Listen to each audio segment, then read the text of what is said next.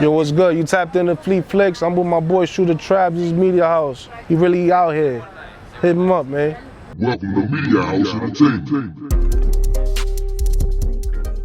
Yo, this your boy Shooter Trap, man. We back live and direct with another interview. Man, y'all see the background. Y'all see where I'm at with it, man. I'm in New York. Yes, sir. I mean, what's up with it, man? How you feeling? Same old shit, man. Just another day out here. We gonna talk this camera shit, like, you know what I mean? Let the people know who I got on the platform today. Shit, man. It's your boy motherfucking Fleet Flicks. I'm very mysterious. If you see my face here, you already know, like, you know what I mean? Like, you don't show it often. Yeah, we don't do that. We show that work. We let the work talk, like, for real. So, you know what I mean? Like, I do photography, videography, and I do a lot of shit, like, you know what I mean? Like, a lot of networking. I do videos for a couple rappers, you know what I mean? I do a podcast called Cigar Talk for Radar. We just be moving, bro, like. Yeah, we're gonna get in all of that, and that just started though. So you from out here in New York? Yeah, I was born and raised. You rapping? I was born and raised in the South Bronx, 137th Street and Brook Ave. Like, anybody know that's the South Bronx of the area. That's the worst part in the Bronx. Like, you understand? All you see is just a bunch of crackheads, straight zombies and shit like that. Like, you know what I mean? I was born and raised there, like, you know what I mean, all my life. Yeah, so coming up in that and seeing that type of, you know, lifestyle and seeing that, you know, crime and everything, how did you transition into the camera? Like, how did that come about? Shit, I mean, I always, since a kid, like, I could always recall back from being 5 years old. There's 5 of us in the household, you feel me? My moms and my pops. And when it was time for family pics, I used to always take the family pictures. So it was always, you see other family member pictures instead of me, like at an early age. Then it started transitioning. You see little baby pictures of me because I was my mom's, but I was always the one taking the family pictures at a young age. So it's like I always used to fuck with the camera. My father used to always buy like these camcorders with the big ass tapes. It should look like the Weather Channel shits back in the day. Like, it should go on your shoulder for like the family trips. And I used to be the one like recording everything. Like, I used to literally sleep with the shit under my bed. Like, you know what I mean? But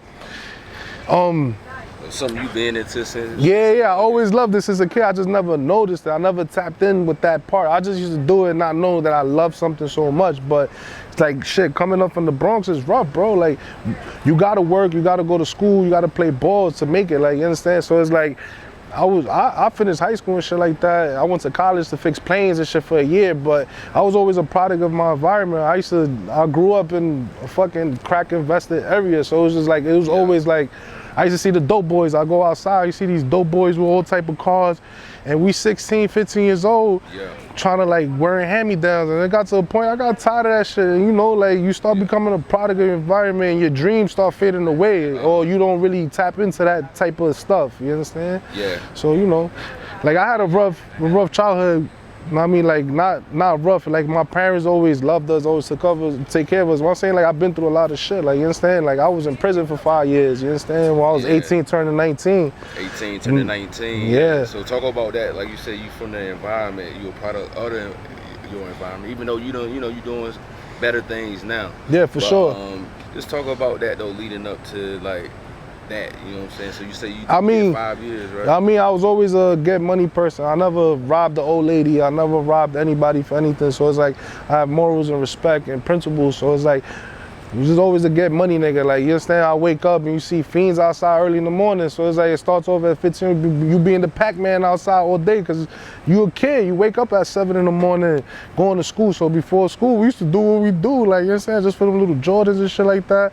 And you know, that's what we used to do. We used to just get money. So it's like, I got locked up, and Dad gave me a whole, I always say I never wanted to go back to prison because, like, one, prison is not, I feel like only rapists should be in prison. Like, if you rape anything, that should be a home for you. But like, you know what I mean? Like, all these convictions of, you see now with the weed shit becoming legal, and back in the day they was roofing, now everybody coming free and shit like that. I feel like everybody shouldn't be in jail but rapists. But anyway, like, when I was 18 turning 19, I was still, I was going to school to fix planes and shit, but all for the wrong reasons and shit like that. But we had some other shit, but long story short, when I was in prison, I just basically like tapped in with myself. I never really noticed how much I loved the camera so much. So it's just like, in prison, I was like, yo, when I come home, I'm gonna fuck with the camera, because I could always record me playing with the camera and shit like that. And then it's like, I come from a household where you couldn't have a dream. I couldn't go tell my moms like, yo, I wanna be a famous photographer when I grow up. Like, nigga, go to school, do a hobby. That's, you know what I mean? That's a hobby, that's not a career. So it's like, that's where we come from. So it's like, in reality, it's like, that is a career. That's because that's something I love to do. Like, you understand? It's not something that I want to do or something I'm trying to do. It's something because I truly love it. Like, you know what I mean? Like, exactly. Something you do without even getting paid. If you're not getting paid for, you still doing exactly. that type of love. Exactly. When I came home from prison, I had like probably like $900 on my name. And I went to Best Buy, bought me a T6i, and that's how the shit started. Like, you understand? That was in 2009. Yeah. That's how I say, yo, 2009 man. 2009 is when you took it all the way. Yeah, like I literally just like changed my life. Like, you understand? Like, I haven't been to prison ever since, you understand? So it's like, I stood away from certain things that wasn't good for me, like, you understand? So it's like, I knew that if I wanted to be a dope boy, I'm not gonna have a dream, because eventually, I could be a dope boy and doing what I do. Eventually, something's gonna go wrong and my dream's gonna fade away. So all that work you put in, it's gonna be gone, like, you understand? Yeah, out of there. So talk about when you got out, you went and purchased your camera. Shit, I ain't know. How did it go up from there? Yo, man, I ain't know shit about cameras, and I basically, the Best Buy man sold me a T6i. Like, I don't know, I just knew that Canon took good pictures, but he just was like, hey, this is good, and I just took it and ran with it, bro. And it's literally just like, I used to take pictures of nothing, bro, like flowers, pigeons, because there was pigeons in my area, so I was always trying to like paint the picture of my area. I was trying to paint the picture of pain, you know what I'm saying? What I was feeling, like these projects, if it was fucking pissing backwards guts in there, I think that shit was dope. I'll take a picture, because that's shit that people don't really see in China. Like, people didn't see pissing backwards in the hallway and shit like that. Like, so I was always trying to create some pain. I was trying to show you where I was from. I'm just trying to show you, like, now I was always trying to like show other kids too that you can have a dream, bro. So it's just like, you know what I'm saying? I always just try to paint where I was from and try to put a feeling to an image, like, you understand? Like, it'll just be mad random shit, bro. Like, I always just go out there for mad years not doing shit, like just taking pictures of nothing, but what I thought it was cool, because I used to love it and I was trying to create. And I'll show you those pictures now, my very first pictures. They wasn't the great, best quality work, but these shits used to talk to you, like, you know what I mean? Like, they speak, like, yo, this is crazy. It'll be a bum helping another bum out, like, you understand? Like, shit like that, like, you know what I mean? It'll be like, oh, this real life shit that's going on, like, you understand? Like, motherfucker, like, I'll probably catch a old lady and fucking going to holding mad shopping bags, but she like 80 years old, like, you understand? It's just like a lot of shit, like, life is hard, and it's just like, it's always gonna be a consistent thing. You just gotta keep on doing what you do, like. You gotta keep going. That's a fact. Yeah. So let's talk about, so, you know, transition, you getting out, you doing your thing, working up to, how did the Jim Jones thing come? Because I noticed y'all do a lot of work. Yeah, that's, how did that come about? Shit, man, Jim Jones is basically like my big brother, like, you understand? He been the biggest blessing to me, like, you understand? Like, he's full of life, he's full of game. So it's just like, just standing around watching him, it was just like, oh shit, because I used to like, I'm the biggest Dipset fan ever, like, you understand? I used to always be like, yo, I used to look at XXLs growing up and shit. I used to like see Biggie pictures. I used to be like, yo, I want to take a picture of Biggie. And then as I got older, they'll be like, yo, I want to take a picture of Cam, I want to take a picture of Jim, like the niggas, like my heroes in that era, like, you understand? Like, but that shit happened. I used to do, as time went by, like, it went from the T6i, then I got a 60D, and a 70D, 80D. I went through all the 80, the D lines, you understand? You know what I mean? Like, I ran through all them shit. So it's like, by the time I had the 80D, we was doing a lot of shit for my boy. His name is Travoso. He's Hip Hop Revival. He used to always send me out to these little events and shit. Well, my boy Luch was really always doing the camera shit before me, and he was cool with the Hip Hop Revival guy, and he was like, yo, man, like, let's kill it together and shit like that. I was like, all right, let's do it. So we went on, we started doing a lot of interviews for Trav, for Hip Hop Revival. Like, we did like Corey Finesse, like, you name it, we did a lot. Like, we had caught DMX too. We did a lot of interviews for Hip Hop Revivals, and then through our doing these interviews with Hip Hop Revival, we met Trav, and I knew Trav from a long time ago from the internet. So when we finally met up, it was just like on some like, oh shit, we finally here. And that day we was interviewing him. and Jim at that time came in his studio and shit, and he was like, yo, he introduced me to Jim. He was like, yo, man, this is my man Flea. He's nice with the camera. And Jim was like, you nice? Take a picture. I took a picture and shit, sent it to him. He was like, all right. And then like 2-3 days later, he hit me up like, yo, we doing the video. That was with him and YNF and Lucci.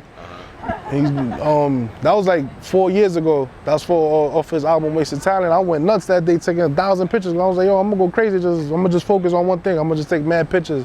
Took 1,000 pictures. I met Shula that day, Shula the Dawn. He do a lot of Jim shit too. He basically directs most of Jim videos. So Jim was like, yo, send them to Shula. I sent them to Shula. That's how me and Shula came back close. And then Jim was just, ever since there, he was fucking with me. Like, you know what I mean? Like, I say like,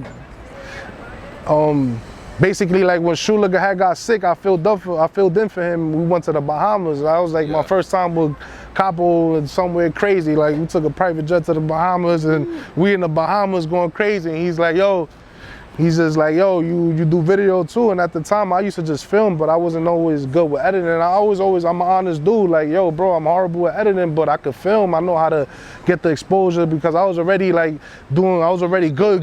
Yeah, I understood all that shit because I was good with the pictures. And then from there it was just like, he became like my mentor. Like, you understand? Like he always told me like how to do shit and, you know, to always continue to craft your shit up, because when the time comes, if you constantly do it, when it's time to go, you want to show out. So, you know what I mean, I learned that from Capo all the way. Like, you understand? Like, always, even if you don't know how to do it, just always try to learn. So it's like, I always have a habit of, at nighttime, I watch 1,000. Nobody showed me how to really do videos. It was just YouTube, watching YouTube. Like, you understand? And I watch YouTube every night. I try to learn something new every day. Like, you know what I mean? And that, like you said, that's the format to it, man. But what was that feeling like being on the private jet, man?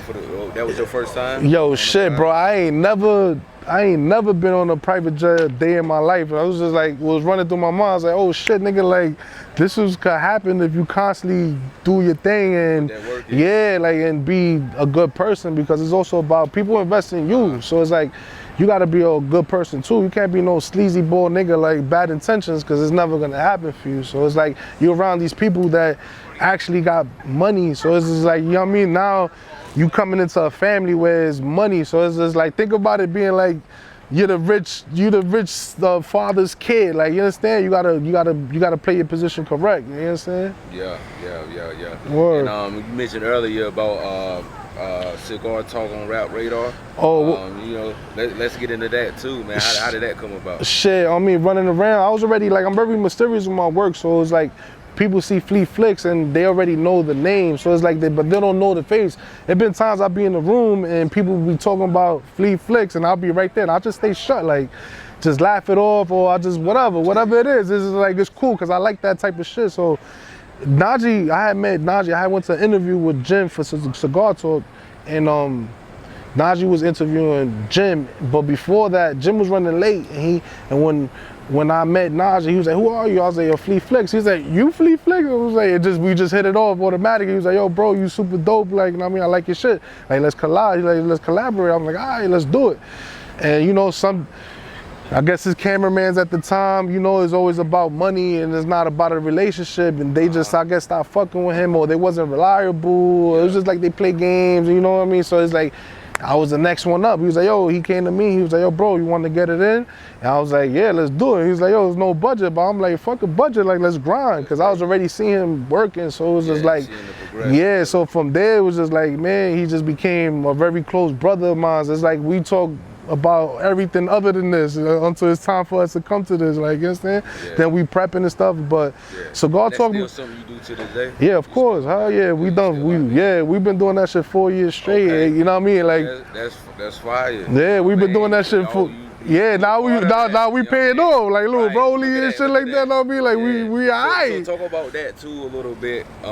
About not, you know, everything can't be about money, man. Like, you know, I mean, video guys or photographers, of course we need money to, everybody got bills and different stuff like that. Sometimes the opportunity is way bigger. Khalid, it could just, listen, man, like I was telling Trav earlier, man, it's just like, if you want to build something, once it's dollar exchange, that relationship is over right then and there once that dollar exchange, because now it's like, you're not building nothing. They paying you for service at that point. So it's like, if you get to a position where you feel like, damn, this is the person I want to really build with, there shouldn't be a money exchange there. Like, if the person is real, they always gonna look out for you. Cause yo, like he says, we all got bills and everything, but sometimes it's like, all right, let's grind, let's figure this out. You understand? Let's put our energy besides, yo, when you gonna pay me? Why you didn't pay me? That shit fucks up the energy. Like, you understand? Like, yo, my nigga, pay me later. Don't worry about it. Like, you understand? Like, and if you real, it's always gonna come back to you. You understand? So it's just like back to Cigar Talk, we didn't start as a budget. It was no budget for like a year, and then the budget started building because we was grinding so much. We had like crazy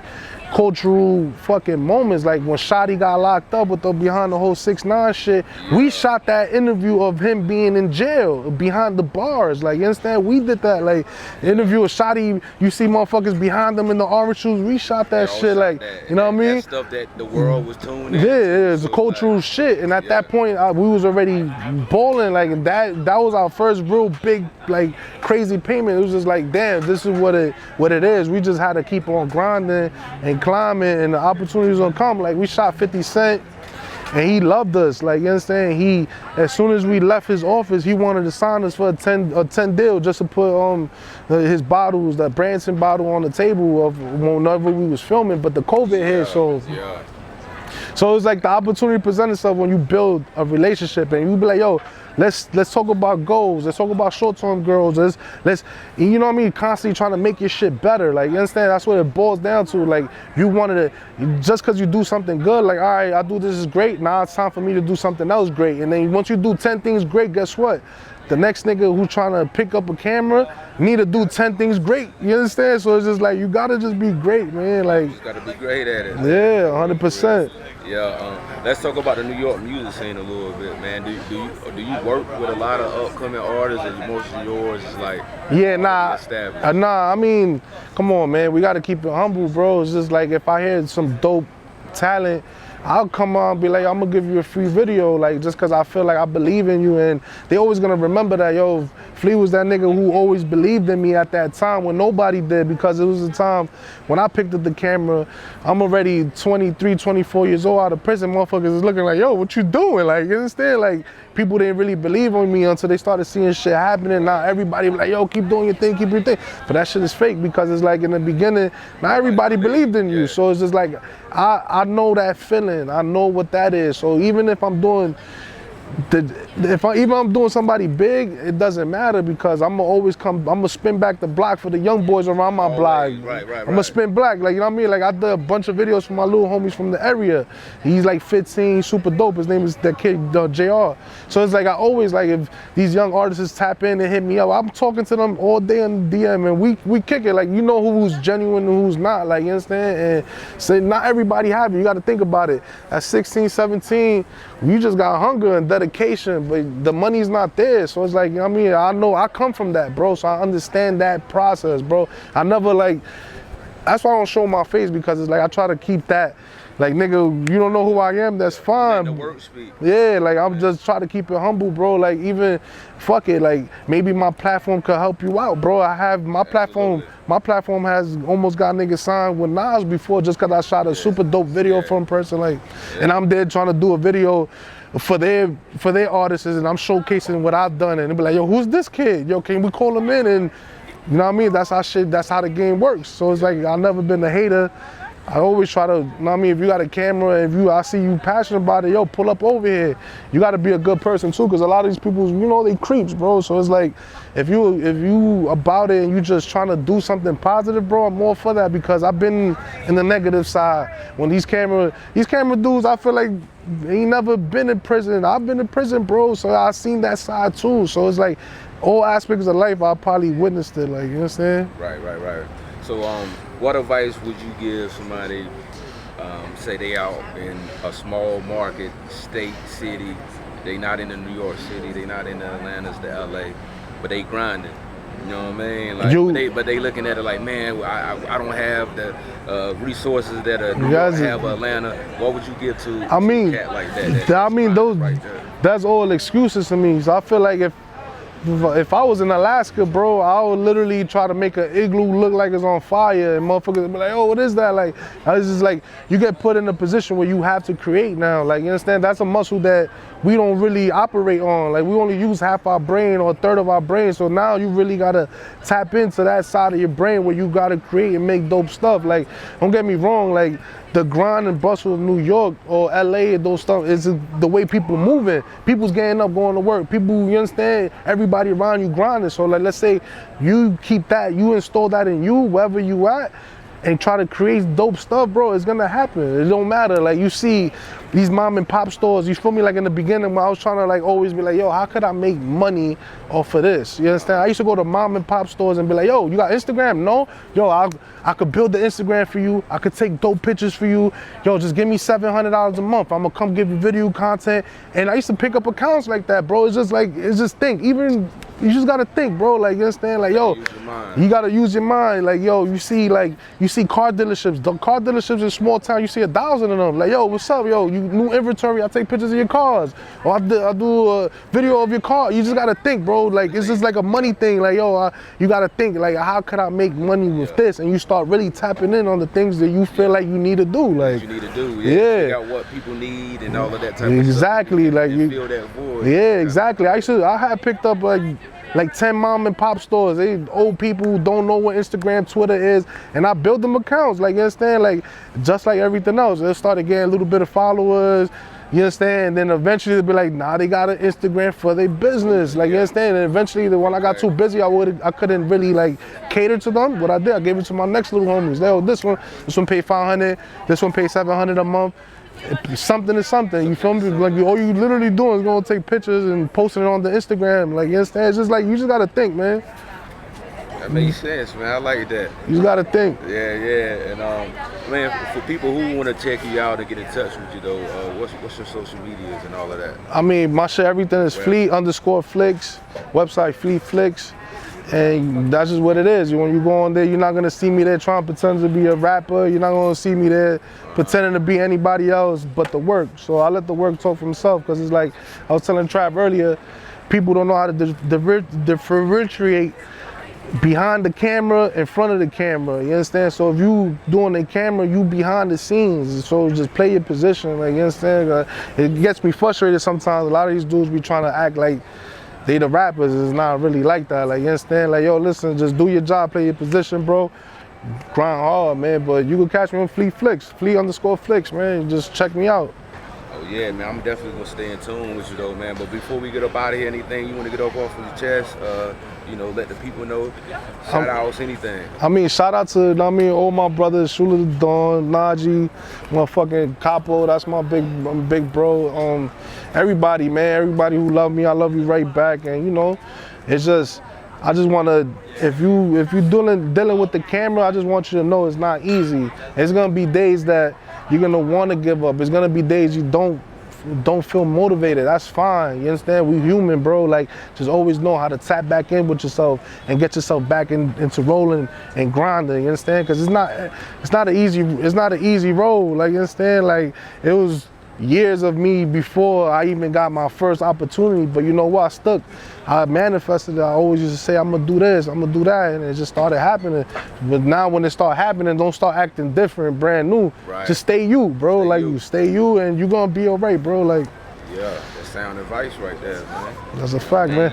You heard it from Fleet Flicks, man. I go by the name of Shooter Crab, Media House News, and we're gonna sign up out of here. That's a fact. Holla.